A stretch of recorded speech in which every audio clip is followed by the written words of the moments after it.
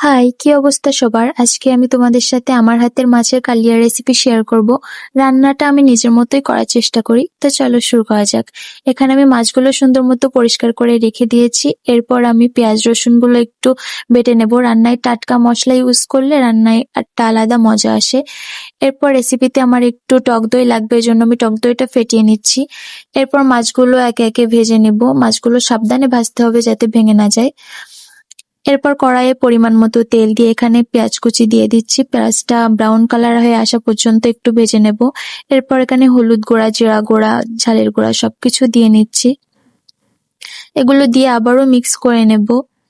এরপর এখানে সামান্য পানি দিয়ে মশলাটা কষিয়ে নিচ্ছি। তারপর ফেটিয়ে রাখা টক দইটা এর মধ্যে দিয়ে দেব। টক দই দেওয়ার কারণে রান্নায় একটা আলাদা ক্রিমি ভাইব আসবে এবং খেতেও অনেক মজা লাগবে। এছাড়া রান্নাবান্নার কাজ একটু ভালোবাসার সাথে সময় নিয়ে করা উচিত, এতে রান্নার টেস্টটা আরো বেশি ভালো আসে। তো মশলাটা আমি কষিয়ে নিচ্ছি। এই যে তেল উপরে উঠে এসছে, এবার আমি ভেজে রাখা মাছগুলো এতে দিয়ে দিব।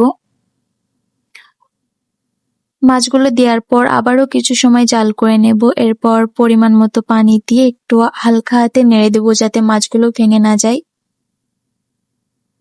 এই তো আমার মাছের কালিয়া প্রায় রেডি। তো তোমরাও একদিন এভাবে ট্রাই করে দেখো।